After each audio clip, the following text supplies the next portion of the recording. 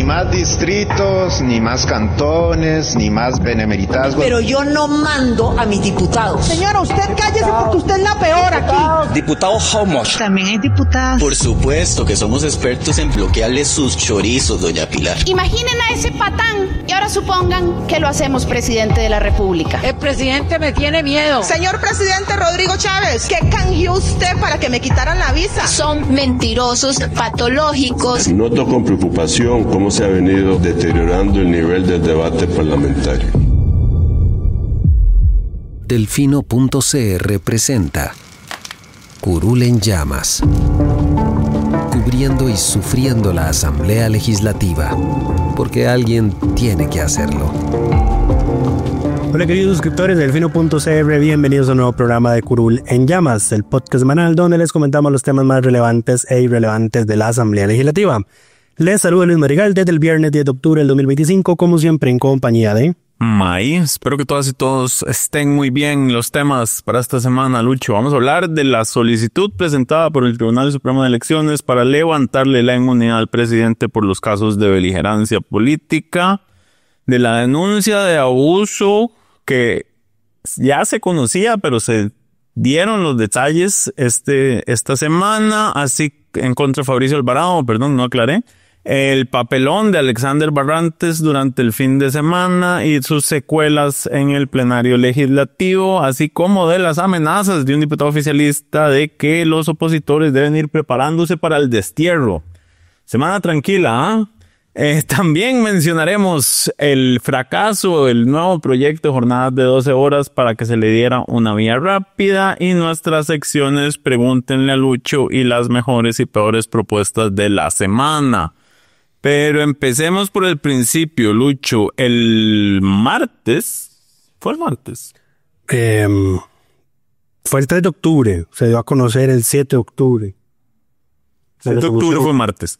El 7 de octubre el Tribunal Supremo de Elecciones informó que había trasladado a la Asamblea Legislativa una solicitud para levantar la inmunidad al presidente Rodrigo Chávez por las múltiples causas de beligerancia política que tiene en su contra. Claramente esto desató teorías de conspiración desde el oficialismo y deseos de revancha desde la oposición, lo cual ha generado una muy infértil discusión en torno a si el Tribunal Supremo de Elecciones está o no dentro de sus facultades, se está actuando o no dentro de sus facultades. Recordemos que en estos casos el tribunal puede, cuando recibe las denuncias, primero que nada tiene que darles trámite.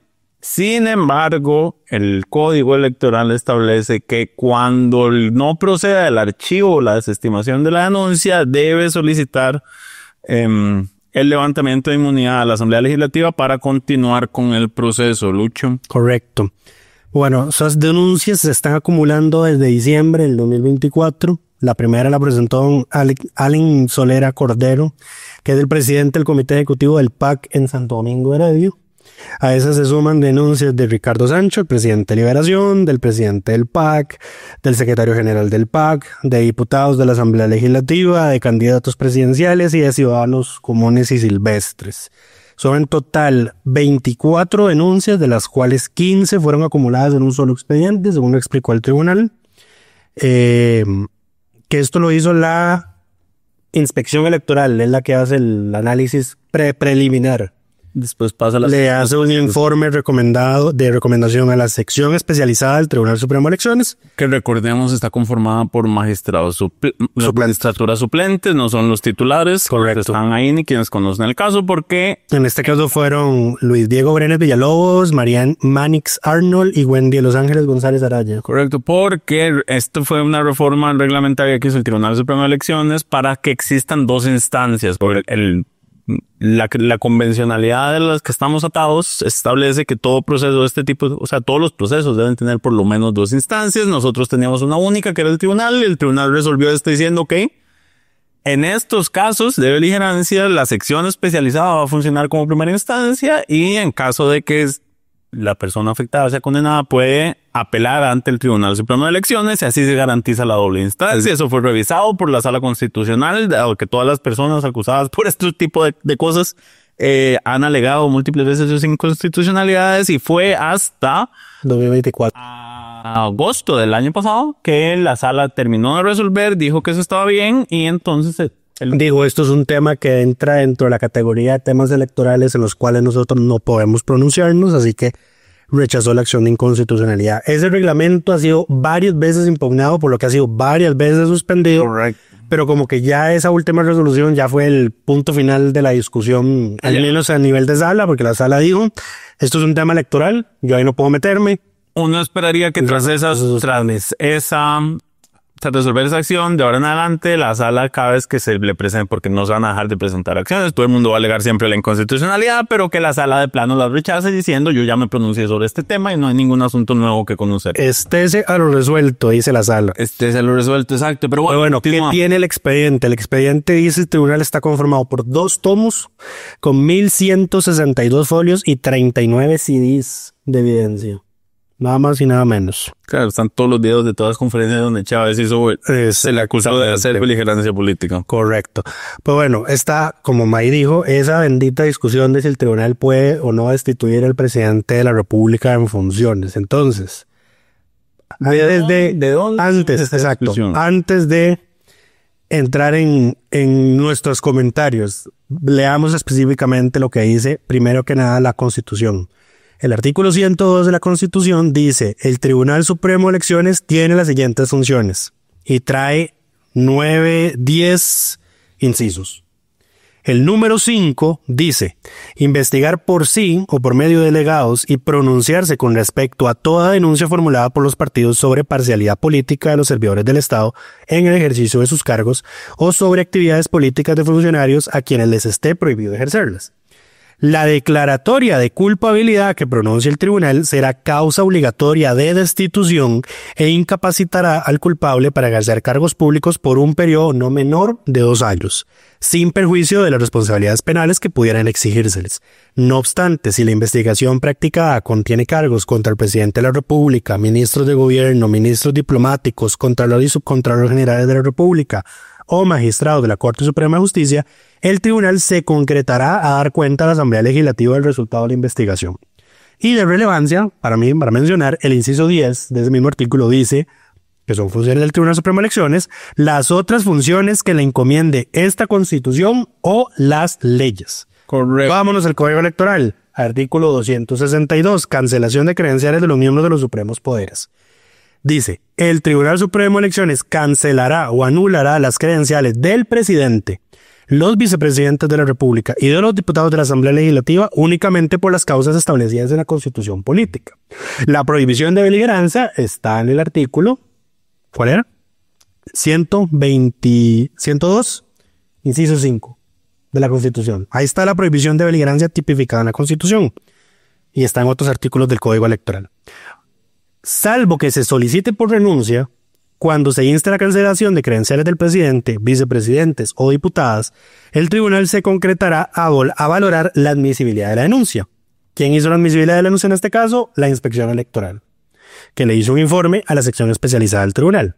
En el caso de que no proceda a rechazar de plano la denuncia ni acordar su archivo, como ocurrió, se designará como magistrado instructor a uno de sus integrantes para que realice una investigación preliminar, sin que para tal efecto se pronuncie sobre el fondo del asunto. La sección especializada realizó la investigación e hizo un informe. Una vez realizada la investigación preliminar, el tribunal podrá ordenar que la denuncia se archive. No ocurrió. De lo contrario, trasladará el expediente a la Asamblea Legislativa para que se decida sobre el levantamiento de la inmunidad. Si el titular de la credencial renuncia a la inmunidad para someterse voluntariamente al proceso, el tribunal resolverá según corresponda. Y párrafo final. Si la Asamblea acuerda el levantamiento de la inmunidad, lo comunicará al tribunal para que decida lo que corresponda. Entonces, hasta ahí me parece que el marco jurídico es sólido. Correcto. La prohibición de beligerancia está en la Constitución, es una prohibición histórica que viene desde el siglo XX en nuestro país. Exactamente. Se estableció por primera vez en la Ley de Elecciones del año 1927. Ocurrió la Guerra Civil del 48. La Junta Fundadora de la Segunda República la mantuvo. Se promulgó la Constitución Política que la tipificó en el artículo 102, inciso 5. Y está contenida en el Código Electoral. Entonces, ahí parece que el marco jurídico está de lo más bien. Por lo que a mí la discusión de si van a destituir o no al presidente, me parece que si el tribunal puede hacerlo, me parece que no tiene ningún sentido. Pero en todo caso, es francamente risible que haya gente que de verdad piensa que el tribunal va a destituir al presidente. Esas investigaciones tardan años. No se van a resolver antes de que... No, por supuesto que no. Lo que el tribunal está pidiendo es, permítame continuar con la investigación, que ahí es donde yo le doy audiencia al presidente, reviso las pruebas, luego analizo todo, realizo un informe final, decido si archivo o sanciono, y en última instancia apela y el Tribunal Supremo de Elecciones y los magistrados propietarios son los que resuelven. Correcto. La discusión surge a raíz de un fallo de la sala cuando conoció este tema en una acción que había presentado Johnny Araya sobre, no, ni siquiera recuerdo por qué era el tema, tengo que revisar, pero bueno, ni siquiera es sobre el fondo, porque claramente la persona que estaba impugnando no tenía fuero de improcedibilidad, pero la sala puso, 2015 si no me equivoco, ahorita reviso, el artículo 102.5 de la Constitución le otorga al Tribunal Supremo de Elecciones la competencia para destituir a aquellos funcionarios, excepción hecha de los titulares de los órganos constitucionales del Estado, que quebranten su deber de imparcialidad política electoral. Esa frase sobre la que se han basado todas las personas que señalan que el tribunal no tiene competencia constitucional sobre esto. Ahora, esta es una de esas frases sueltas que la sala tiró porque ni siquiera era el fondo del asunto, que generan una discusión innecesaria. Es esto y la redacción de ese artículo de se concretará. No podemos escoger mejores palabras para tener las cosas más claras, por favor. Ese se concretará también da pie a duda. Ahora, lo que yo no entiendo, y esta es una discusión que pues, no me puedo resolver, es por qué metimos en el código electoral el tema de la inmunidad si el fuero es de improcedibilidad penal y la beligerancia no es un delito penal. Es un acto ilícito tipificado en el propio código electoral. Ahora, ¿no lo puedes castigar como incumplimiento de deberes? Pero eso es un caso que tendría que ir al Poder Judicial. Porque además dice sin perjuicio de las responsabilidades civiles y penales. El que por cometer beligerancia haya también consecuencias penales más allá de la sanción, todo bien, pero eso tendría que ir por la vía judicial ordinaria, no por la vía judicial electoral. Yo lo que no entiendo es de dónde nos sacamos esta idea de que, o sea, ¿por qué incluimos esta noción de, bueno, si tiene inmunidad, aunque no es un tema penal y la inmunidad es para improcedibilidad penal, vamos a aplicarle un procedimiento de levantamiento de la inmunidad?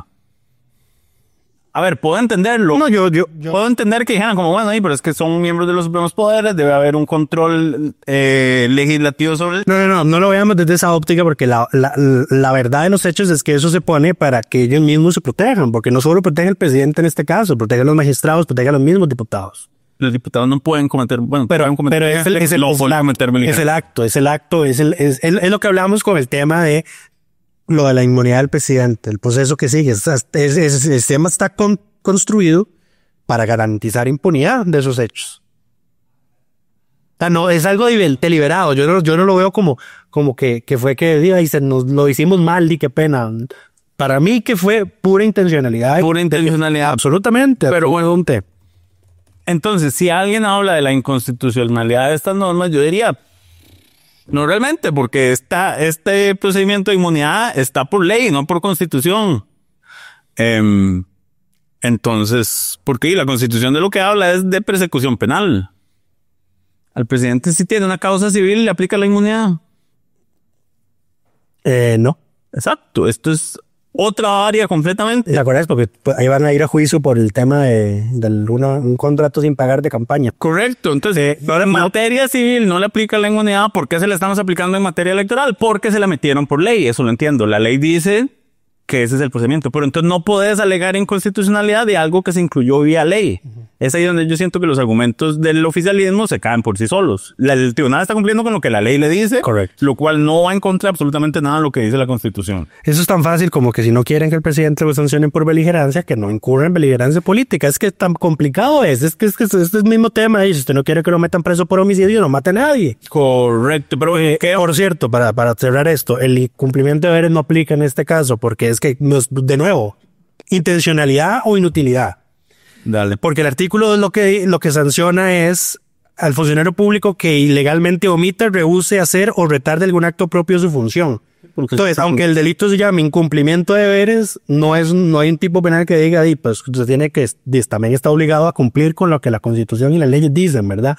Aquí está el famoso juramento que hacen todos los funcionarios públicos de elección popular cuando asumen, para eso están tipificados los demás actos ilícitos. Pero bueno, ¿qué pasa ahora con esta solicitud? Bueno, ya recordemos, el presidente de la Asamblea Legislativa, Rodrigo Arias, está fuera de funciones por 3 semanas, ¿eran? 2 inicialmente. Por 2 semanas está en ejercicio doña Vanessa de Paul Castro, quien ha tenido una semana complicada. En la reunión de jefaturas de fracción dijo que iba a emitir una resolución que probablemente se va a pegar a la misma que emitió Rodrigo Arias en el caso del proceso contra el caso BCY. Aquí hay que mencionar que la Asamblea no tiene previsto un reglamento cómo proceder con ese tipo de solicitudes, porque el reglamento habla específicamente de solicitudes de levantamiento por causas penales. Correcto. Entonces doña Vanessa usó específicamente la frase, va a ser una resolución por el paralelismo de las formas.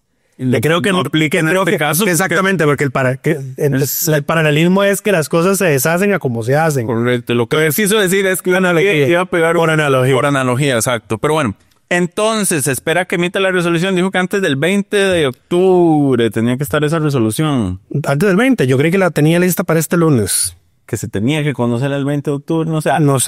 No tengo noción de que puso fecha 20 de octubre para que se definiera este tema. Ahora, ¿qué sigue? Bueno, si doña Vanessa se apega a lo que dijo la resolución de Rodrigo Arias en el caso anterior, hay que formar una comisión que va a tener un mes, con un mes prorrogable para darle audiencia a las partes, para conocer el caso, lo que se pueda conocer.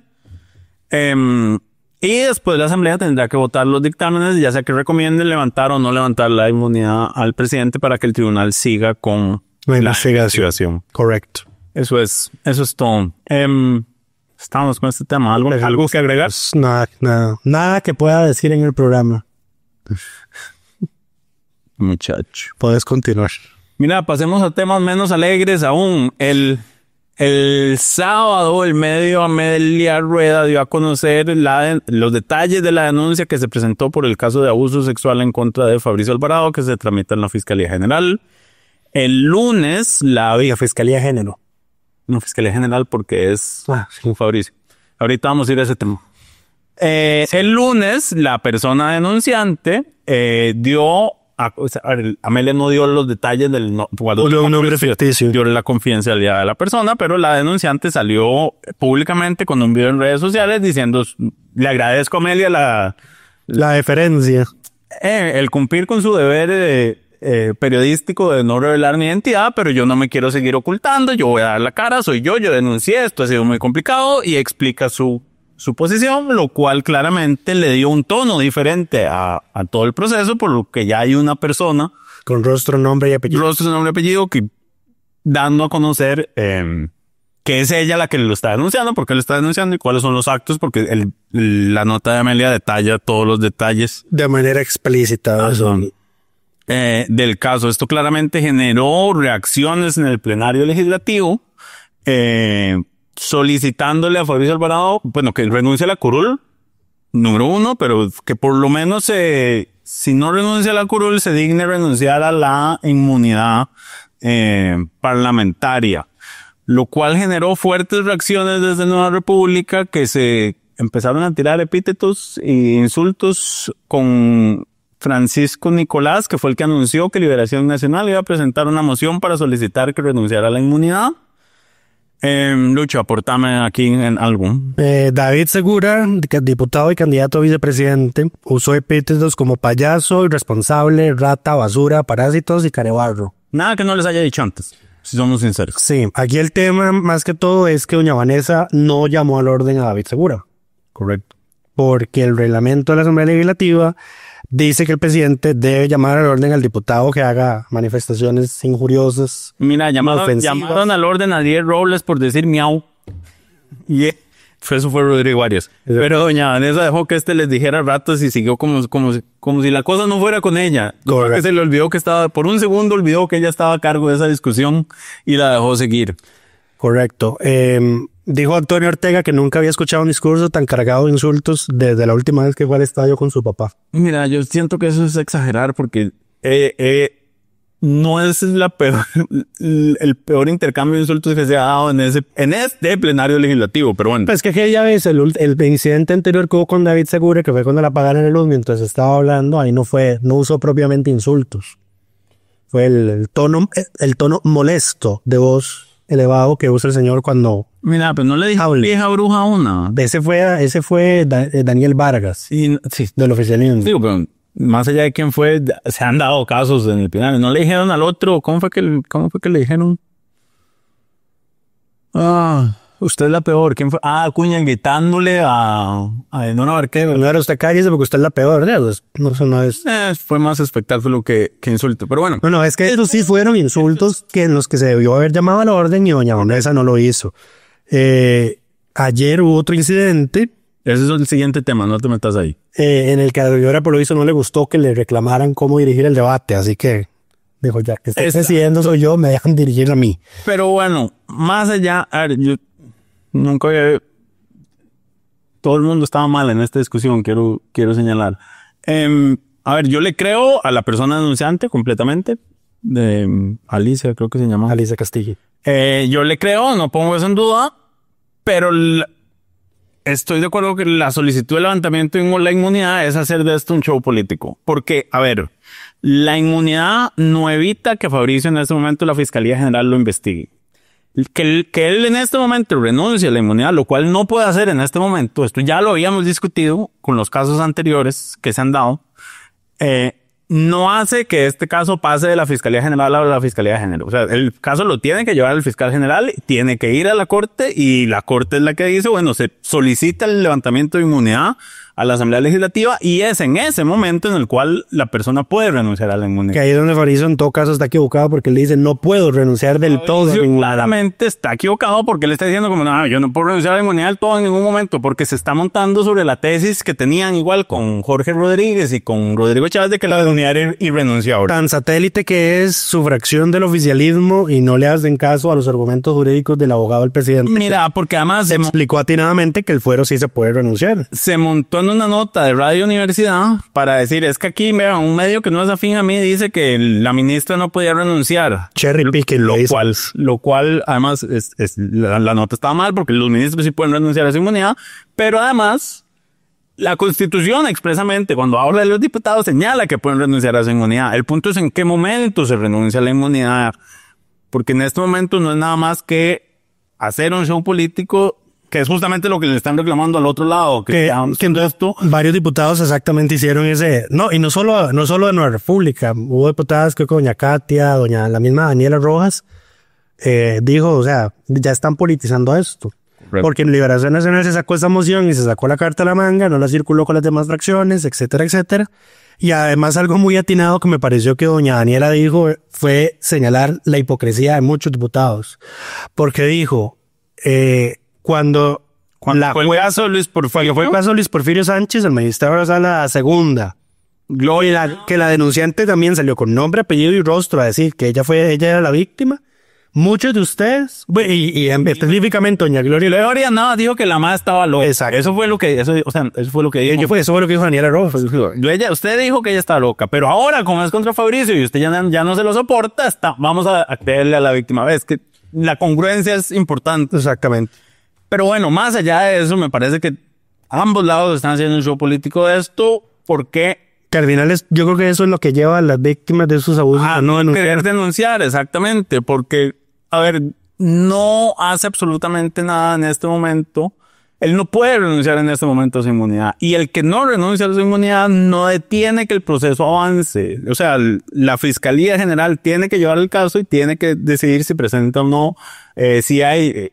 razones de caso suficiente, exacto, para llevar el caso a la Corte Suprema. La Corte deliberará si el caso es formalmente correcto, si califica como delito, si está tipificado, es correctamente tipificado, además, si hay condiciones suficientes para que se considere un caso viable y le enviará la solicitud y en ese momento y hasta ese momento es que el diputado ahí sí se le puede exigir que renuncie a su inmunidad para que le haga frente al proceso judicial. Pero esto es como que a mí me acusen de algo y yo le diga a la fiscalía, vea, usted no revise nada, lléveme a juicio de una vez. No. Es que ni siquiera es saltarse el proceso. Ni siquiera el fiscal va a hacer eso. No puede. Por eso, o sea, aunque uno le diga, lléveme a juicio de una vez, el fiscal no puede hacer eso. El fiscal no puede hacer eso, no puede decir, no quiero que revise si lo tienen que archivar, póngame frente a un juez de una. Las cosas no funcionan así. Entonces me molesta que todo el mundo haga un show político por esto, porque justamente lleva a que las personas no quieran denunciar. En fin. El siguiente tema, mira, yo creo que acomodamos los temas de mejor a peor. El fin de semana se dio a conocer un video donde el diputado Alexander Barrantes del oficialismo aparecía en un parqueo evidentemente embriagado, peleándose con una persona a la cual le chocó el carro en un parqueo vacío. Mira, qué tan mal hay que estar para chocar en un parqueo vacío. Después se dio a conocer que el diputado dejó su corbata botada porque claramente se la quitó para pelear con la otra persona. Porque eres muy macho. Porque él es bien macho, y entonces estaba diciendo... Y además luego llegó un actor indio. O sea, estaba diciendo que no se hacía responsable si le quebraba el hocico a la otra persona. Pecado. Y yo, señor, usted no se ha visto. Usted con costo se mantiene en pie. Usted dele gracias a la vida que el hígado le funciona. Y no se ponga a jugar de machito. Pero en fin, llegó luego del incidente, llegó para evitar que se llamaran los tráficos y llegaran. Un actor vinculado con el diputado justamente, que ya tenía otras noticias previas, a pagar en efectivo $1,000 para saldar la deuda por los daños ocasionados. Yo además tengo una pregunta. ¿Llegaron oficiales? ¡Solo una! Llegaron oficiales de la fuerza pública. No, es que todo lo demás yo ya lo doy por sentado porque este señor es un corruptazo y un impresentable. Llegaron oficiales de la fuerza pública, vieron los hechos. Claramente expresa la persona que está grabando está borracho, este maestro está borracho. La obligación de la fuerza pública en ese momento era llamar a los tráficos y hacer una alcoholemia. ¿Por qué no se hizo? Depende. ¿Por qué no se hizo? Depende. ¿Depende de qué? Porque cuando llega la policía, cuando llega la policía, él no está en el carro. No está manejando. Ajá. Si no está manejando, si él no se llevó el carro, ¿cómo lo vas a detener? Tu argumento no creo que tenga sentido porque implicaría que si yo choco, ebrio, me salgo del carro, entonces ya no me pueden hacer una alcoholemia. No. Porque no estoy manejando. Bueno, el tránsito sí. La policía no te puede hacer alcoholemia. No. ¿Puedes decir que la policía tenía obligación de llamar? Por supuesto. Es posible. Por supuesto. Alguien dio una orden para que no se llamara el tránsito. Es mi pregunta. Es posible. Y ya sobre otras cosas procedimentales que estarían relacionadas con esto, sí hubieran llamado al tráfico y sí hubieran alcoholemia. Ahora, las partes se pueden poner de acuerdo para no llamar al tráfico. No estoy seguro si puedes conciliar habiendo una persona ebria. Gran pregunta. Sí. Creo que no está tipificado. No creo que sea posible. Pero dudas existenciales que responderemos próximamente. Lo de los carteles lo vamos a hablar en este mismo capítulo. Este es el capítulo de los carteles. Aprovechando esta situación, obviamente los diputados de oposición se han dado gusto dando indirectas y alusiones sobre este tema de Alexander Barrantes, que uno se ríe, pero es que francamente es lamentable, ¿verdad? Entonces, ayer jueves, que estaba previsto ver seguir conociendo el proyecto de Fonarroz, los arroceros llevaron una serie de pancartas alusivas al diputado Alexander Barrantes, una con de una pacha de cacique, otra que decía que era Capitán Manazo. Sí. Estaba muy buena. Y otras King Golpes, una cosa así. King Manazos, una cosa así, o King Golpes. Una que decía que Alcohólicos Anónimos lo espera. Y que si para eso querían 40 diputados. El oficialismo consideró esas pancartas ofensivas, por lo que pidieron a la presidenta en ejercicio, doña Vanessa Castro, retirarlas, y el que se ordenara su retiro, lo que generó que varios diputados pidieran la palabra oponiéndose a tal gestión, incluido hipócritamente, tengo que decirlo hipócritamente porque es la verdad, el diputado liberacionista Luis Fernando Mendoza, quien en febrero de este año, en la comisión, creo que era del sector energético nacional o de reforma del Estado, pidió que se retirara de la barra del público una pancarta que decía diputados how much. Correcto. En cambio esta vez la considerada ofensiva. Qué pecado. Es parte de nuestra introducción, de hecho. Él es el que sale diciendo diputado. Cierto. Hipócrita. Exactamente. Y esta vez dijo, ¿saben por qué estamos en el piso -4? Porque arriba está el soberano. Se le salió a los Chávez. Para todos el soberano es el que piensa igual que ellos. Es que exactamente. Nunca le entendió la democracia. Terrible.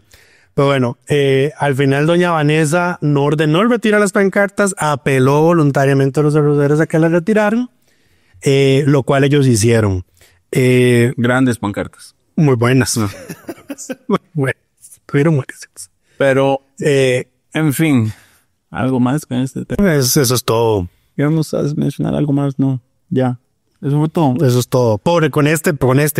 Es que esta semana fue terrible para el oficialismo. Alexander Barrera. De todo, es que nada más, yo entiendo el enojo de los arroceros porque además el diputado tuvo el descaro de salir a decir en una de las declaraciones que dio que es que tuvo una semana muy estresante porque los arroceros lo tratan mal. La presión de los arroceros lo tienen preocupado. Perdón por los gestos, pero es que hay un zancudo con todas las pintas de ser un zancudo de dengue, así que intentando que él ha estado muy estresado por toda la presión con el tema de Fonarroz. ¿Cuál presión, señor? Ni sabe leer, ni siquiera puede leer lo que le escribe, no sabe articular ni una sola oración. Es la cosa más lamentable, o sea. Esta semana los diputados chavistas que no abren la boca, salvo para decir sandeces, decidieron abrir la boca para decir sandeces. Pasemos al siguiente tema, porque el otro, justamente el que estás hablando, es el diputado don Rojas. Jorge Antonio Rojas López. Jorge Antonio Rojas López, quien probablemente usted nunca ha escuchado hablar en su vida, porque es un nadie en el ejercicio. Nuevamente, cuando yo digo que alguien es nadie, me refiero al ejercicio de sus funciones y no a él como ser humano. No dudamos de la integridad de todas las personas que existen en este mundo, únicamente de sus capacidades en ejercer cargos públicos. Me descargo cada vez que digo él es nadie, en fin. Yo no hago descargo, pero suscribo lo que me dice, aunque no lo creo. El diputado decidió salir a criticar al Tribunal Supremo de Elecciones justamente por el tema de la solicitud de levantamiento de la inmunidad y se dejó decir una frase que levantó polémica porque la tenés a mano. Dijo el señor, para usarla literal. Vamos a ver. Haga hasta. Amenazó. De lo contrario, hagan maletas y salgan de este país por su propia voluntad antes de que el pueblo costarricense los destierre. Fuertes palabras. El diputado Carlos Felipe García tuvo que recordarle que a pesar de que aprobamos la extradición, nuestra constitución sigue prohibiendo el destierro político. Eso sigue estando ahí. Correcto. La diputada Priscila Vindas habló también llamándolo al orden y recordándole que nadie tiene que salir o sea, que ni ella ni ellos, ni el oficialismo debe nunca ser expulsado de este territorio por pensar distinto. Aplaudieron en el plenario por esa frase. Hubo aplausos. Sí. Don Jonathan Acuña también participó y el mejor discurso para mí fue el de Carlos Felipe, porque fue el más enérgico, fue inmediato. El resto fueron como posteriores, por nadie le puso atención inicial a la sandez que dijo. Pero Carlos Felipe le sacó la Constitución, leyó el artículo de la Constitución que prohíbe el destierro político. Correcto. Y al parecer don Jorge como que le estaba haciendo señas o respondiéndole fuera de cámara y de micrófono, porque entonces Carlos Felipe le dice, no me haga esos gestos, edúquese. Que ¿saben qué es lo peor de todo? Que este diputado es educador. Es de profesión educador. Este es un reflejo del estado de la educación de este país. Que lamentable, pero lamentable. Mira, si le dice educador, te sorprende. Ambos son directores de colegios, no sorprende. No sorprende. Vale decir que luego le intentó decir que lo malentendieron y es como, mae, hasta los medios chavistas de este país dijeron que lo que dijiste fue una sandez. Disculpate nada más. Es todo lo que tenés que hacer. Correcto, porque ya cuando hasta los medios más chavistas del país dicen, mae, esto nada está correcto. La defensa de él fue decir, como yo no estaba hablando de la oposición, estaba hablando del Tribunal Supremo de Elecciones. O sea, que destierren al Tribunal Supremo de Elecciones. Ya es lo mismo. O sea, no importa si te referís a toda la oposición o solo a una institución, estás hablando de desterrar opositores. Y ayer en Central Noticias me parece que dijo yo me estaba hablando del destierro con el lapicero. O sea, ya dio 20 versiones distintas de lo que quiso decir y ninguna No. Ninguna es ni creíble ni entendible, nada. Yo creo que lo que pasa es que el señor no tiene ni la capacidad cognitiva para entender lo que dijo. Entonces, por eso no logra entender el enojo que generan las demás personas. En fin, esto solo demuestra verdaderamente las intenciones detrás de este movimiento político. Esto no es un error, ni fue un zafis, no, eso es lo que esta gente verdaderamente cree. Ellos creen que solo... Y por eso no debe tomarse a la ligera ese tipo de declaración. Correcto, pero bueno, pasemos al siguiente tema, que es el fracaso del nuevo proyecto para habilitar las jornadas de 12 horas. Recordemos que desde la bancada del PUS, la diputada, firmado por la diputada Daniela Rojas, se volvió a presentar de nuevo el texto para habilitar las jornadas de 12 horas. Se dejó por fuera la moción del candidato presidencial Álvaro Ramos de que se incluya una vía de consulta. Que las empresas ya instaladas en el país tengan que votar que los empleados tengan que votar si están de acuerdo o no, que su empresa o la empresa para que trabajan, pues la empresa no es de ellos, no se crean ese discurso, no amen a sus secuestradores, para que las empresas tengan que votar los empleados si aceptan o no que en la empresa donde trabajan se aplique la jornada de 12 horas. Esto primero sigue siendo una ideota del PLN que no tiene ni pies ni cabeza, pero han decidido que esa es la montaña donde van a morir y que si no se incluye esa provisión no van a dar los votos, y entonces se sometió a votación. Ahora, hay que aclarar un par de cosas antes de eso. Dígalo. El PUS excluyó esa moción que se aprobó, que es la única que se aprobó. Bueno, en ese momento era la última que se había aprobado. Excluyó el nuevo texto de esa moción. Correcto, lo excluyó. El PUS alega que cuando le llevaron el nuevo texto a Liberación no dio ninguna sugerencia, que prácticamente no les interesaba. Esa es la defensa del PUSC. En todo caso, a mí sí me parece una mala decisión política de arranque haber excluido del texto nuevo la única moción que se le había hecho para modificar el texto que ya estaba en curso. Me parece terrible decisión. Digamos, el punto de partida debe haber sido el texto aprobado por el momento de la discusión, porque por otro lado, había acuerdo. Y por otro lado, Liberación rechaza la vía rápida porque dice que 10 es una vía ultra rápida, y yo de nuevo estoy de acuerdo con ellos. ¿Por qué? Porque el PUSC se extralimitó en, valga la redundancia, limitar el derecho de enmienda de los diputados. Y lo comenté en un programa lo comenté en un episodio de este programa. Dije todos los problemas que tenía esa moción, y aún así, y los hice llegar por asesores, a través de diputados, etcétera, etcétera. Hasta en la noticia lo pusimos, o sea, los reportes, que esas disposiciones que estaban poniendo eran incompatibles con jurisprudencia de la sala, y hasta los números de voto les puse. Y aún así decidieron que, como dijo May, esa es la montaña en la que van a morir. Esa es la montaña en la que van a morir. Entonces, o sea, yo entiendo que tengan una urgencia ideológica de aprobar este tipo de proyectos, pero ya la vía rápida de por sí es rápida.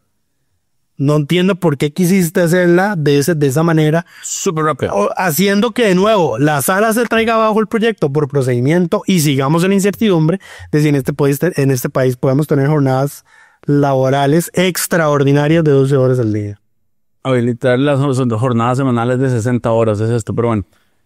Más allá de eso, el proyecto que todavía tiene la vía rápida, que había estado en pausa, volvió a llegar a la agenda del plenario, se le volvió a aprobar un texto sustitutivo, entonces se volvió a enviar a consulta para congelar el tema otras veces. El tema sustitutivo lo que hace es excluir el sector agro y el sector construcción. O sea, aprobaron un texto nuevo nada más para volver a enviarlo a consulta. Esto se va a seguir yendo a consultas cada vez que puedan, hasta que empiecen las sesiones extraordinarias y que sea la agenda del Ejecutivo la que se coma este tiempo. En realidad se lo va a comer presupuesto. ¿Cuánto? Cierto. ¿Cuánto? Este mes termino. Ya este mes se acabó. Sí. Muy bien. Pero en fin, eso es lo que ha pasado con jornadas de 12 horas. ¿Cuánto llevamos discutiendo esto? Desde el 1 de mayo. Demasiado tiempo. En fin, eso es todo con estos temas. Pasemos a la siguiente sección, que es la favorita del público. No es Lucho, también se equivoca. Es Pregúntele a Lucho. Les recordamos que pueden dejar sus consultas en los comentarios en YouTube, en Spotify o enviarlas al correo my@delfino.cr. La primera pregunta es de Roberto Sánchez y nos consulta si los diputados reciben liquidación una vez que terminan su periodo o simplemente que les vaya bien. Que les vaya bien. No reciben liquidación porque la liquidación está asociada a un salario. Los diputados no reciben salario, reciben gastos de representación y dietas. Y yo no sé por qué reciben aguinaldo. ¿Reciben aguinaldo? Esta es una discusión que hemos tenido. Yo creo que ellos reciben aguinaldo y me parece que está mal, pero bueno. Un tema para otro programa. Jairo Solís nos pregunta: ¿la inmunidad parlamentaria de los diputados los protege únicamente por las opiniones y actos relacionados con sus funciones legislativas o también cubre delitos comunes graves como asesinato o violación? Creo que hay otra pregunta también relacionada sobre ese tema que podemos unirla. La siguiente. Puedes ir contestando. Entonces busco la otra. Ok. No encuentro. Los diputados, de nuevo, tienen dos tipos de inmunidad. La de irresponsabilidad parlamentaria, que es que todo lo que digan en el ejercicio de sus funciones como diputado no es demandable civilmente ni penalmente por los delitos contra el honor. Y el fuero de improcedibilidad penal que tienen por ser miembros de los supremos poderes. El fuero de irresponsabilidad parlamentaria no es renunciable. Es una condición que protege la calidad del puesto de diputado, no a la persona. Está ahí para proteger que un diputado no reciba presiones para no denunciar o no decir cosas en el ejercicio de sus funciones. Correcto. Entonces, no los protege en caso de delitos comunes graves como asesinato o violación. La Constitución lo que dice es, uno, que el diputado no puede ser arrestado por causa civil, y lo otro es que tampoco puede ser arrestado por causa penal, salvo que ya haya sido desaforado. O en flagrancia. Que fue lo que ocurrió, por ejemplo, y aquí es donde traigo el tema de Alexander Barrantes, porque si se le hubiera hecho una alcoholemia y hubiera dado positivo, había que detenerlo. Había que arrestarlo. Como le pasó a don Mario Castillo, diputado del PAC, en el periodo constitucional anterior. Don Mario fue arrestado en flagrancia. Por manejar borracho, justamente. Y la Asamblea Legislativa incumplió su obligación constitucional, entiendo que por presión de don José María Villalta, de no someter a votación el si lo liberaban, ordenaban su liberación o lo dejaban encarcelado. Correcto. La Asamblea no votó y la Asamblea tenía que votarlo. Por supuesto, porque el Poder Judicial, una vez detenido, no puede hacer nada hasta que la Asamblea le diga qué hacer. Correcto. Entonces, la Asamblea tenía que resolver, no resolvieron. Y no resolvió. Y al final, ¿cómo hicieron? Creo que la señora se sometió al proceso. La renunció. La renunció con firma digital. ¿Cómo firmaste digitalmente de una celda? Mira. Interesante. Pero bueno, esa es la aclaración. Entonces, si a un diputado se le aclara en flagrancia, se le puede detener y se somete a votación de la Asamblea Legislativa. De nuevo, la inmunidad no es que no se le puede investigar ni procesar, es nada más que lleva un procedimiento aparte, el cual genera impunidad, pero eso es otra historia. María nos pregunta: Chávez prometió en julio de 2022 que él iba a hacer lo correspondiente para que al salir de su gobierno él no tuviera una pensión de lujo. Dijo que lo haría en un plazo no mayor a 45 meses, ya casi van 39. Ha presentado al Ejecutivo la fracción oficialista un proyecto de ley para derogar los artículos 16, 17 y 18 de la Ley Marco de Pensiones. El oficialismo presentó un proyecto para eliminar todas las pensiones de lujo. El Frente Amplio presentó una para eliminar las pensiones de los presidentes cuando estos tengan ingresos que sean suficientes. El oficialismo en su proyecto, si no me equivoco, no habla específicamente de la ley de la pensión del presidente como tal. En todo caso, puede aplicar lo que hizo Carlos Alvarado, que es no dar la cuenta en la que se le tiene que depositar. Entonces esa plata está ahí en una cuenta del Estado probablemente. Sí.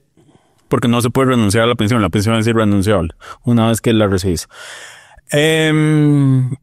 Nos consulta un usuario con nombre: ¿sería inconstitucional o imposible establecer que para ocupar el cargo de la presidencia de la República sus candidatos tengan que haber vivido en este país los últimos 8 años? No es ilógico que alguien que no conoce la situación del país venga a solucionar problemas de los que no está enterado o no ha vivido, Lucho. A mí también me parece ilógico que la población costarricense haya decidido escoger a alguien que tenía 30 años de no estar en el país como presidente. Eso es lo ilógico. Eso no responde a la pregunta, pero bueno, primero. Ahora, por vía parece que sería inconstitucional.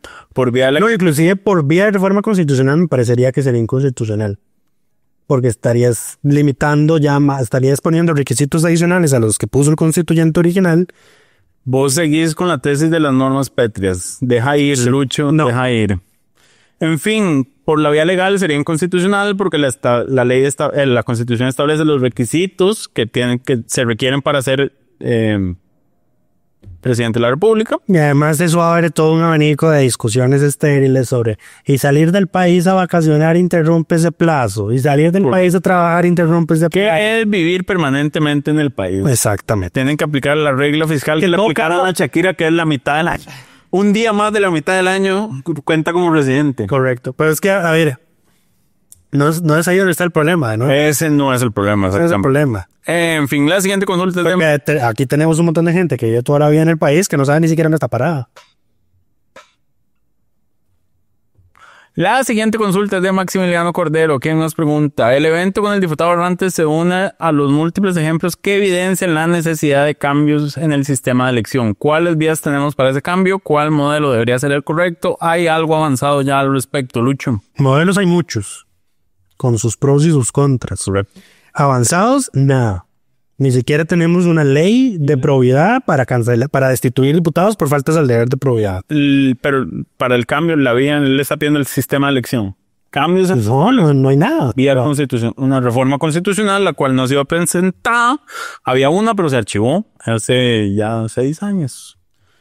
Sí, no hay nada en ese tema y la única reforma de cambiarlo sería por la vía una reforma constitucional. Que Lucho, en su tesis necia de las normas pétreas, diría que es un cambio estructural al sistema político y por lo tanto requeriría una constituyente. Correcto. Yo no comparto esa tesis y digo que por reforma constitucional ordinaria se podría cambiar esos temas. En fin, la siguiente consulta es: ¿podrían explicar cómo funciona el plenario cuando discuten los diputados? Cada vez que se presenta un proyecto de ley, todos tienen derecho a hablar y dar su opinión. ¿Tienen derecho a réplica? Ok. En un proyecto ordinario, se presenta el proyecto, se manda a publicar a la Gaceta, se asigna comisión. En la comisión se crea una subcomisión que lo analiza, hace audiencias, sugiere mociones, textos sustitutivos. Le da esa subcomisión redacta un informe que se presenta a la comisión, que puedan discutirlo. La comisión vota el informe, discute por el fondo del proyecto, votan. Una aclaración. Pasa a plenario. Hay 2 ventanas de oportunidad para presentar nuevas mociones que tienen que devolverse a la comisión. En esas mociones, cada diputado puede hacer uso de la palabra durante 15 minutos el proponente. Por cada moción y por cada votación se puede presentar una moción de revisión por la que pueden hablar 5 minutos. Salvo por las mociones 137 que son 15 minutos también. Terminada esa etapa, pasa a plenario donde se pueden presentar mociones de reiteración, que son mociones para insistir en mociones de fondo rechazadas en comisión. Pueden hacer uso de la palabra durante 5 minutos los proponentes por cada moción de reiteración. Es una moción de orden. Esta semana además doña Vanessa tuvo que explicarle 2 veces a Alexander Barrantes que las mociones de este tipo no hay tiempo para hablar a favor y tiempo para hablar en contra. Solo puede hablar el proponente, porque el señor está diciendo: es que nadie me discuta, es que nadie puede discutirle porque solo usted puede hablar con sus mociones basura. Eso es todo. Se agota esa etapa, se abre la discusión en primer debate. En primer debate, cada uno de los 57 puede hacer uso de la palabra durante 20 minutos. Por reglamento, cada diputado puede recibir el tiempo de otro en un máximo de 2 ocasiones. Entonces, un solo diputado puede hablar 1 hora por un proyecto de ley en primer debate si hay 2 diputados que le ceden su tiempo. En segundo debate pueden hablar 10 minutos cada diputado. Entonces, un solo diputado puede hablar 30 minutos en la etapa de segundo debate del proyecto.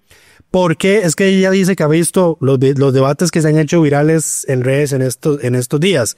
Eso ocurre porque las presidencias de la Asamblea, en términos generales, no aplican el reglamento como se debe y permiten que se haga ese tipo de desórdenes.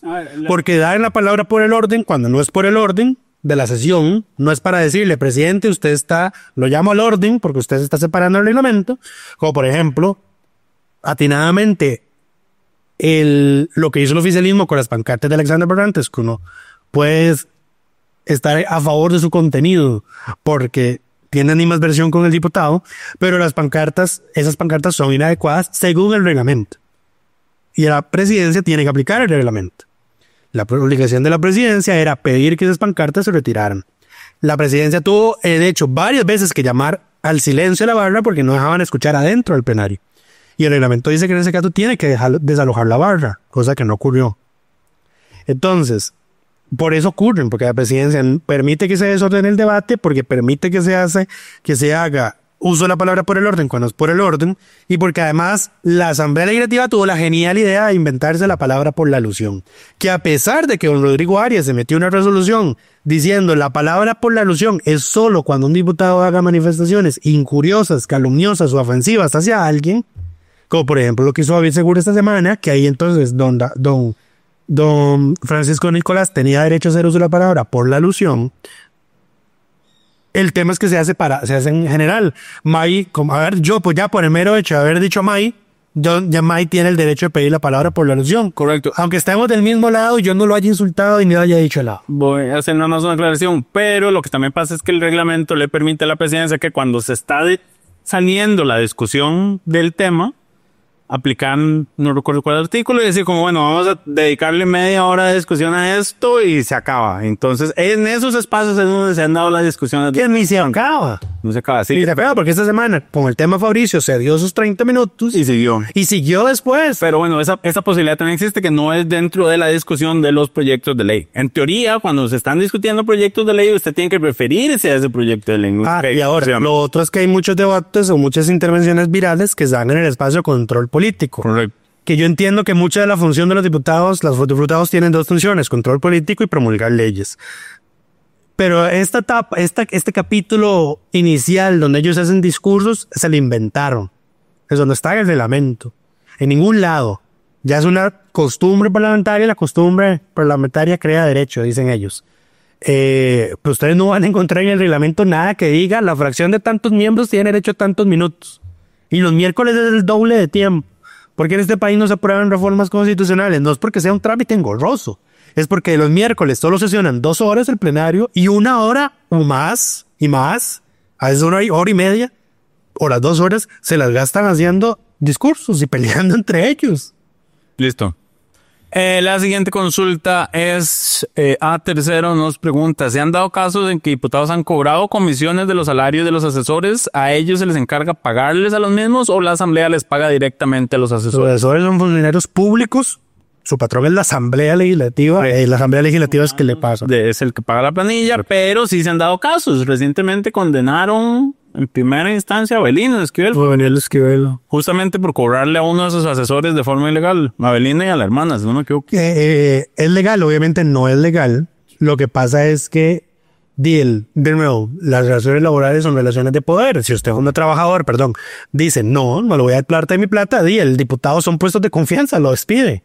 Y pone a alguien que sí le va a dar el dinero que le está pidiendo. Correcto, le dice que tienen que dedicar el 10% de su salario al partido y si no lo paga, se busca a alguien que sí esté dispuesto a darlo al partido. Correcto. La siguiente consulta es, ¿hay forma de volver a presentar una iniciativa de ley para ponerle plazos a jueces para resolver los casos? Porque la que habían presentado hace un tiempo lo archivaron, ¿cierto? No recuerdo ninguna en esa línea y lo archivaron en plazos.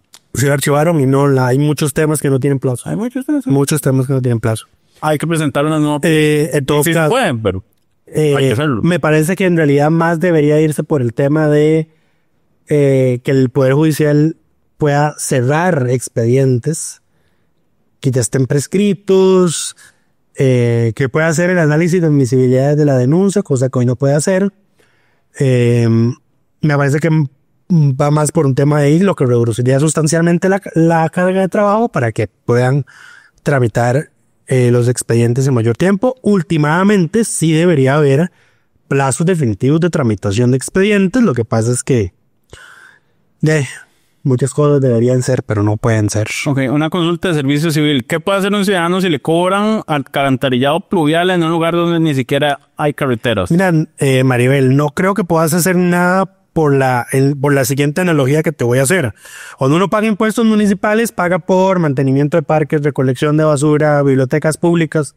Uno puede, como ciudadano de ese cantón, no hacer uso de las bibliotecas, ni de los parques, ni nada de esos otros servicios por los que uno tiene que pagar esos impuestos, pero igual tenés que pagarlos, porque al final es un tema de cómo se distribuye el costo operativo de esos servicios y de mantenimiento y de construcción para que funcionen entre todos los habitantes. Cierren las municipalidades, dijo. Sí, ya en este programa somos enemigos del régimen municipal, creo que ha quedado muy claro. Pero por eso, entonces, por ende no puedes hacer nada. Eso es un pago solidario que se hace precisamente para desarrollar ese tipo de infraestructura. Bajo esa lógica, si solo cobramos servicios por servicios que ya existen, no vamos a construir nada nunca nuevo, porque no hay nadie que lo pague. Correcto. La siguiente consulta es sobre el tercer presupuesto extraordinario que fue presentado el 25 de septiembre. Lucho, en tu experiencia, ¿cuál es el plazo en el que se puede estimar que este proyecto será aprobado y cuándo será ley? Los presupuestos extraordinarios, al igual que el presupuesto ordinario, tienen plazos definitivos de tramitación. Esa es la sección 2 del capítulo 3, del reglamento de la Asamblea Legislativa. Artículo 206 dice que la Comisión de Asuntos Hacendarios tiene un plazo improrrogable de 15 días hábiles siguientes a la inclusión del proyecto en el orden del día para dictaminar el proyecto. Y ese mismo artículo dice que la Asamblea tiene que votar definitivamente el proyecto un mes después de iniciar la discusión por el fondo. Máximo un mes. Máximo. Un presupuesto sobre el que hay acuerdo de temas urgentes puede salir en 2 semanas. Correcto. En fin. Hace vos la siguiente para contestar yo. Vamos a ver. ¿Cuál es? El profe Carlos. La Sala Cuarta le ordenó al alcalde Naranjo proveer de agua al proyecto La Esperanza. ¿Significa eso que el Ejecutivo actúa derecho o siempre cometió actos irregulares a la hora de proveer de agua a ese proyecto? No, el Ejecutivo no actúa derecho. Recordemos que todos los funcionarios públicos están obligados a cumplir la ley a menos de que un tribunal superior como la Sala Constitucional les ordene, por las razones que sea, que en un caso específico tienen que hacer una excepción. ¿Qué fue lo que pasó en este caso? ¿O qué debió haber pasado? El Ejecutivo tenía que esperar la orden de la sala porque en términos legales no estaban las condiciones para hacer la conexión del acueducto municipal porque no se cumplían los requisitos que la ley pide. Sin una orden judicial que ordenara esa conexión, el acto era ilegal. Que en todo caso, inclusive cuando la sala resuelve, la orden se le da al alcalde. No a la IA. No a la IA. Correcto. Entonces lo que hizo la IA de intervenir el acueducto municipal, inclusive con fuerza pública presente, fue un acto, 1, populista y 2, completamente ilegal. Ilegal, abuso de poder, etcétera. Correcto. ¿Por qué lo hicieron así? Bueno, porque a partir del 1 de octubre no podían anunciar obras y ellos querían anunciar esta obra. Esa es la razón de todo este pleito. El debido proceso era esperar a que la sala se pronunciara sobre este tema o el tribunal contencioso donde estaba este tema también. Que sabíamos que iba a resolver como resolvió. Que la sala diera la orden porque entonces el funcionario público que está obligado a cumplir la ley también está obligado a acatar lo que la sala ordene y se actúa derecho, que no fue lo que el Ejecutivo hizo. Maximiliano Cordero nos envió otra pregunta, creo que esa era la semana pasada que la dejamos pendiente, es sobre el tema de beligerancia. La consulta es si el proceso tiene advertencias progresivas, o sea, si hay una sanción, si es primera amonestación, si es sanción de un solo. Lucho, creo que ya lo aclaramos. Lo leímos, concreto. Lo leí específicamente y literalmente de la Constitución. La Constitución dice, la sanción por la violación del deber de imparcialidad política es la destitución. Y mínimo la inhabilitación, es la destitución y la inhabilitación mínimo por 2 años. No hay que lo amplía a 4. No hay progresividad, no hay advertencias, cometió el acto ilícito, todo claro, sanción. De verdad, o sea, la gente que está difusa con este tema, léanse la historia porque en ese país tenemos... Léanse las atrocidades. O sea, es que lo que hace Chávez hoy no es ni comparado con las cosas que hacían los gobiernos antes de que existiera la prohibición de beligerancia política. Rick, esta era la otra pregunta que era similar, pero no la vi. Es la última de Ricardo Alfaro, que entró esta mañana. Sobre la inmunidad de Fabricio. Ese fuero lo protege contra denuncias de actos cometidos en años donde no tenía el cargo de diputado ni relacionado en nada con sus obligaciones legislativas. Esa es la respuesta de sí. Lo protege del proceso. Correcto. Entonces, digamos, si yo hice algo no siendo diputado y me quieren demandar por la vía penal, estoy protegido por el fuero porque el fuero me protege del proceso ordinario. ¿Por qué creen que en tantos ministros de Chávez se tiraron para candidatos a diputados? Wow. Pero bueno, igual se le puede investigar y si hay casos se lleva a la corte y la corte tiene que trasladar a la asamblea. Alexander Barrantes, si hubiera dado positivo en la alcoholemia, ¿lo habría protegido aunque el delito de manejar ebrio no tiene nada que ver con su accionar legislativo? No lo habría protegido porque es un delito en flagrancia. Correcto. ¿Y qué tan factible es y con qué tan buenos ojos ven ustedes buscar una reforma que cambie ese tema para que solo proteja las denuncias relacionadas con su cargo y no hechos cometidos en su periodo? No cometidos en su periodo. Supongo. Yo, ya lo hemos dicho varias veces en este programa, creo que Maya es de la misma posición. Lo que nosotros haríamos es cambiar el sistema para que no sea la Sala Tercera, ni la Corte Suprema, ni nada de esto que ocurre, los que tengan que llevar el proceso. Desaforado la persona o renunciar a la inmunidad debería ser juzgada por un tribunal común. Correcto. Como cualquier persona. El tema es que me parece que sí debe haber un fuero. Correcto. Por el tema de proteger de denuncias sin sentido. Correcto. O, en su defecto, permitamos que las denuncias sin sentido puedan ser archivadas. Y que la fiscalía va a archivar de oficio. De entrada. Ok. Bueno, son todas las preguntas por esta semana. Les recordamos que pueden enviar sus consultas en los comentarios en Spotify, en YouTube o al correo my@delfino.cr. Pasemos a la última sección de esta semana, que son las mejores y las peores propuestas de la semana. Voy a empezar destacando a nuestra diputada de esta semana por dos proyectos presentados. El primero es un refrito, pero ya se le dio dispensa de trámites. Es el proyecto para habilitar los allanamientos del OIJ 24/7. La semana pasada comentamos que la sala señaló los vicios de procedimiento.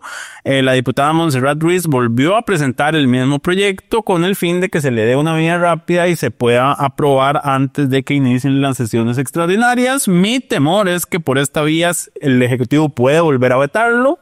La vía rápida fue aprobada con todos los votos, incluyendo el oficialismo. Entonces Lucho dice que no habrá segundo veto a este nuevo expediente sobre el mismo tema. Pero bueno, eso ya está en trámite rápido para hacer ley, porque procedimentalmente puede ser más veloz que arreglar lo que pasó con el veto anterior. Que en todo caso a mí me pone triste, porque yo creo que esta era la oportunidad perfecta para resolver todas las dudas sobre el procedimiento en los trámites de proyectos vetados por razones de constitucionalidad. Correcto. Perdemos esa valiosa oportunidad, pero bueno, me parece que el proyecto tiene urgencia de hacerse ley. Correcto. Adicionalmente, presentó un atrevido y complejo proyecto. Ayer pasé toda la madrugada tratando de entender este tema. Lo terminó a las 3 de la mañana. Gracias, Lucho, por revelar intimidades.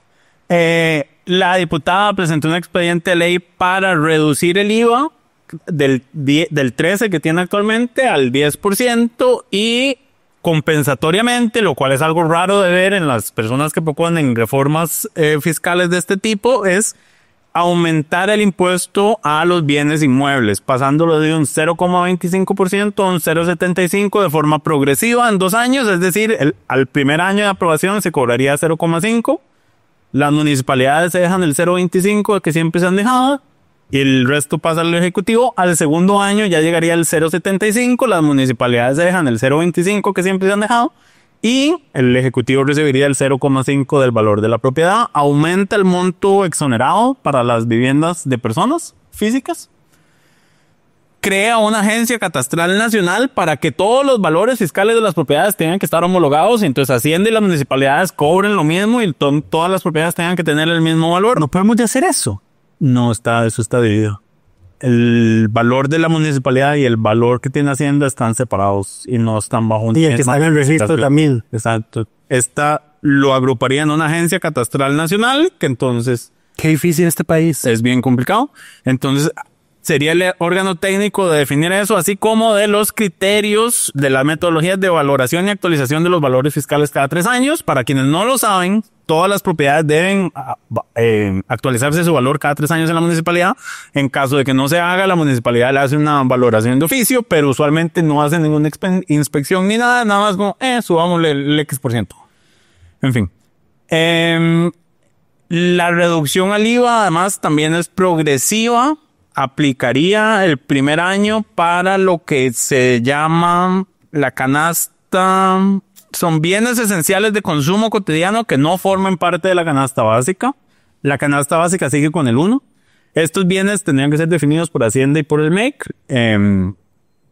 y a los servicios de transporte estudiantil. Todo eso pasaría a tener un 10 en el primer año. En el segundo año, siempre y cuando este catastro nacional único ya haya cubierto por lo menos la mitad del país, aplicaría al resto de bienes y servicios que tienen actualmente un 13%, y a partir del tercer año se aplicaría a todos los bienes y servicios que actualmente tienen un 13 y pasarían a un 10. Además, incluye una cláusula legal que me parece que es más simbólica que otra cosa, porque es que la asamblea tendrá que revisar, pero la asamblea queda sujeta a sí misma. O sea, porque dice, si no hay beneficios, la asamblea tendrá que quitar el beneficio, o sea, tendrá que devolver a la tarifa del 13. Porque crea una agencia en el MEIC que está obligada a llevar un control para que se refleje que la reducción en los impuestos se traslada al consumidor. Entonces, la agencia del MEIC tiene que llevar el precio del producto antes de la rebaja del impuesto y el precio posterior a la rebaja. Los sectores que no trasladen la reducción del IVA al consumidor serían sancionados. Y además, hay una revisión por parte de la Asamblea Legislativa a los 2 años de que el impuesto realmente redujo el costo de la vida. O el costo de los productos, y en caso de que no sea así, se revierte y vuelvan al 13 para los sectores que no cumplieron. El problema es que no revierte el tema del catastrado, entonces puede meter golazo y 2 años después queda el monto del impuesto en 0,75 y vuelve el IVA al 13. Pero de nuevo, queda todo a criterio de la Asamblea Legislativa, porque la Asamblea no se puede sujetar a sí misma, o bueno, se puede sujetar a sí misma con una ley posterior. En fin, me parece que es una discusión importante. La argumentación es, y esto yo lo comparto, que nuestra recaudación pasa mucho por el consumo, y el consumo no es indicador de riqueza necesariamente. La posesión de capital y de propiedades sí es un indicador, o está más relacionado con la capacidad adquisitiva y con el poder, el capital real de las personas. Me parece que por lo menos para iniciar una discusión en este tema es muy importante. Como toda propuesta es perfectible, pero bueno, es importante iniciar esta discusión. Entonces, por estos 2 proyectos designamos a la diputada Montserrat Ruiz como nuestra congresista de esta semana. Adicionalmente, en proyectos, esta semana se volvieron locos con los proyectos, un montón. Daniel Vargas Quiroz, hablando de la hipocresía, presentó un proyecto de ley para aumentar los requisitos que tiene la inscripción de partidos políticos y la vigencia de estos, y que estos partidos no se les cancelen las credenciales. O sea, de que sea más difícil que un partido primero se cree, y segundo, que una vez creado siga con vigencia legal, o sea, siga estando legalmente constituido. Digo que es una hipocresía porque estos se montan en el primer taxi que se les aparece y después salen a decir como, pero hagamos lo más complicado para que nadie más siga creando partidos políticos, ya que nosotros tenemos nuestro taxi definido para esta ocasión. En fin, el proyecto además es una ley, aumenta los requisitos de la iniciativa que ya había presentado el Tribunal Supremo de Elecciones y que ya está dictaminada. Entonces esto se pudo haber reformado por vía de moción a ese proyecto, pero bueno, ciertamente lo hace más complicado. Pide por lo menos un 1% del padrón para la inscripción de los partidos. Sí, un 1% para las adhesiones, y los partidos, si no participan en las elecciones, se le cancelan las credenciales. Y además, una vez canceladas las credenciales, por 16 años no se puede usar el nombre, la divisa ni el lema de ese partido político. Excesivo. No, porque si cancelas y lo puedes volver a montar uno nuevo exactamente igual, ¿de qué te sirve la cancelación? Es que más allá de eso, todo este montón de requisitos son inútiles, mae. Metamos las primarias obligatorias que tienen en Argentina y se acabó. Dice Lucho que tiene una mejor solución, que va a redactar un proyecto de ley y no se encarga de esto. Además de tener que participar, si no logran el 2%, quedarían canceladas sus credenciales, lo cual, dato curioso, hubiera dejado por fuera a todos los partidos, excepto los que llegaron a la Asamblea Legislativa en las elecciones de el 2022. Solo 6 partidos pasaron el umbral del 1%. Que son los 6 que están en la Asamblea Legislativa. Todos los demás se hubieran quedado por fuera. En Argentina ni siquiera es tan excesivo. Para participar en la elección principal, cada partido tiene que tener por lo menos el 1,5 o más de los votos en las primarias obligatorias para poder participar. Ok. Y finalmente, las diputadas de Liberación Nacional están convencidas de que Luz María Alpizar no tiene que estar sola y presentaron esta semana proyectos de benemeritazgos. Doña Rosaura Méndez, conocida por no sé por qué es conocida ella, presentó un proyecto de ley para que se declare el Campus Tecnológico Local San Carlos del Instituto Tecnológico de Costa Rica como institución benemérita del desarrollo territorial, la educación superior y la innovación para la región Huetar Norte del país. Ya solucionó todos los problemas de la zona norte de esta diputada. Adicionalmente, este proyecto ya lo perdí. La diputada Katia Rivera decidió que los problemas de la provincia de Heredia se resuelven con la declaratoria de benemérita de las Artes Patrias a Graciela Moreno Ulloa. Citando a nuestro querido Manuel Morales, ni más distritos, ni más cantones, ni más benemeritazgos, ya fue suficiente. Y ya me extendí más de la cuenta. Pueden encontrar todos los proyectos presentados esta semana en nuestra plataforma de delfino.cr/inclinada asamblea. Esperamos que todas y todos estén muy bien. Nos escuchamos y nos vemos la próxima. Delfino.cr presentó Curul en Llamas, cubriendo y sufriendo la Asamblea Legislativa, porque alguien tiene que hacerlo.